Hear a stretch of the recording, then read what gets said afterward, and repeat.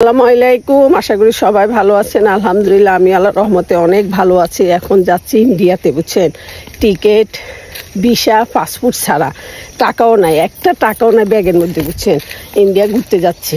জানি না কিছু পছন্দ হইলে কিভাবে কিনবো আমি বুঝি নাই, কারণ টাকার ব্যাগটা আনতে ভুলে গেছি। খুশিতে যখনই শুনছি যে ভিসা লাগবে না, পাসপোর্ট লাগবে না, টিকিট লাগবে না, তখন টাকার ব্যাগটা যে হাতে নিয়ে ভুলে গেছি। চলুন ব্যাগ ক্যামেরাতে দেখেন। ইন্ডিয়া আমরা কাছাকাছি চলে আসছি। যে দেখা যাচ্ছে আমরা এখনো বাংলাদেশের সীমানাতে আছি, এখনো বাংলাদেশের মধ্যে আছি। আমার শ্বশুর বাড়ির জমি আর ইন্ডিয়ার জমি একদম একসাথে। এই আমরা এখনো বাংলাদেশে আছি। ওই যে দেখা যাচ্ছে ওইটা হচ্ছে ইন্ডিয়ার বর্ডারের তার কাটা দিয়ে যে একটা বর্ডারের চিহ্ন দেয়, ওই বেড়াটা, বুঝছেন। আর এটা কিন্তু ইন্ডিয়া, এই জন্য জঙ্গল হয়ে আছে। আর এটা এইটুকু হচ্ছে বাংলাদেশ, বুঝছেন। আপনাদেরকেও দেখাই। আপনারা কেউ যদি আসতে চান তাহলে আমার শ্বশুর বাড়িতে চলে আসবেন। পকেট খালি থাকলেও ইন্ডিয়া থেকে ঘুরে যাবেন, বুঝছেন। ওই যে দেখা যাচ্ছে এটা হচ্ছে ফিরালের নাম্বার। আমরা এখন দেখব এটা কত নাম্বার। চলুন। এই যে পুরাটা হচ্ছে ইন্ডিয়া, আমি এসেছি বাংলাদেশে।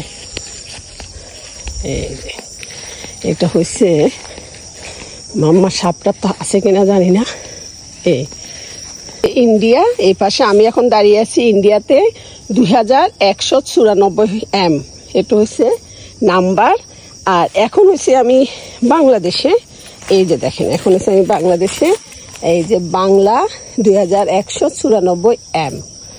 আর এটা হচ্ছে ইন্ডিয়ার মধ্যে পড়ছে, আর এটা হচ্ছে বাংলাদেশের মধ্যে। আপনারা দেখতে পাচ্ছেন আমি এখন দুটার মাঝামাঝি। আমি ভিসা, পাসপোর্ট, টিকিট, টাকা ছাড়া এখন ইন্ডিয়াতে অবস্থান করতেছি। এই যে দেখেন এখানে, যদি বিশ্বাস না করেন, ইন্ডিয়া 2194 M। আর এখন হলাম আমি বাংলাদেশে। এই যে দেখেন এখন আমি বাংলাদেশে হলো বাংলা, দেখা যাচ্ছে বাংলা 2194।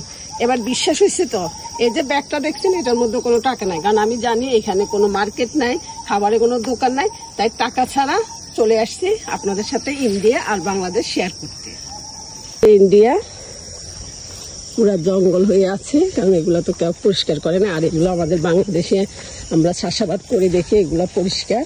এই পুরাটা ওই যে আমার চাচা শ্বশুরের বাড়ি, আর এই যে এটা হচ্ছে আমার শ্বশুর বাড়ি ইন্ডিয়ার বর্ডারের পাশে।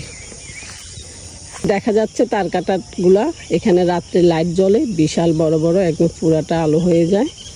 এসে হ্যাঁ, আর সীমানা, এই যে দেখেন, এই যে দেখছেন, এই সীমানা, এই যে তার কাটা। এই আমি এসে এখন বাংলাদেশে। আর ইন্ডিয়ার গুলা মানে পরিষ্কার করে না তো, জঙ্গল হয়ে থাকে। আর এগুলোতে তো আমার শ্বশুররা, চাচা শ্বশুররা সবাই চাষাবাদ করে, এই জন্য এগুলো পরিষ্কার। এখন যাচ্ছে আমার দেবরের সবজি বাগান দেখব। চলুন। গ্রাম সত্যি সবাই পছন্দ, তাই না? আর গ্রামে এখন হচ্ছে ধানের মৌসুম, কি সুন্দর। পেঁপে গাছগুলো মরে যাচ্ছে, কারণ এত দূরে পানি দেওয়ার ব্যবস্থা নাই তো, এই জন্য। তবে হাঁটতে বেরোচ্ছি ভাই, এই যে গাছের গোটা কতগুলা আমার জামাতে আটকি বরবাদ করছে। যে দেখছেন এগুলা কি শত্রুতামি করছে। তাল গাছের তাল নাই এখন।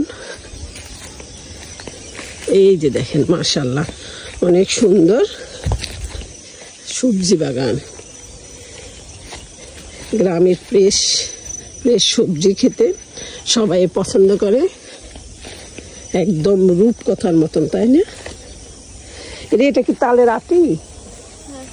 হ্যাঁ, তালের ভিতরেটা আসেনি, তাহলে যাতে নিয়ে যেতে হবে। এই যে দেখেন পচে গেছে।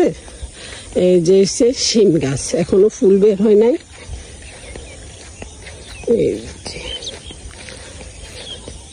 এটা হচ্ছে আমার ব্যবহার করছে।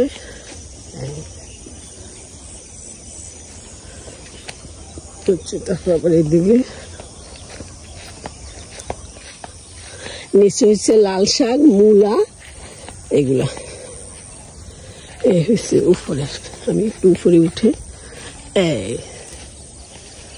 মাশাআল্লাহ অনেক সুন্দর, ফুল ফুটলে আরো ভালো লাগবে। তারপর ওই পাশে হচ্ছে আবার লাউ গাছ। এই হচ্ছে পুরো গ্রাম। এখন অনেকে জিজ্ঞাসা করবেন আমার শ্বশুরবাড়ি কোথায়। আমার শ্বশুরবাড়ি হলো ফেনী ছাগলনাইয়া মোকামিয়া গ্রাম, আর একদম ইন্ডিয়ার বর্ডারের সাথে। তাই আমি টিকিট এবং পাসপোর্ট ছাড়া, ভিসা ছাড়া ইন্ডিয়া থেকে ঘুরে আসলাম, আপনাদেরকেও দেখালাম বর্ডারটা। তাহলে কেমন লাগলো অবশ্যই কমেন্টে লিখবেন। সবাই ভালো থাকবেন।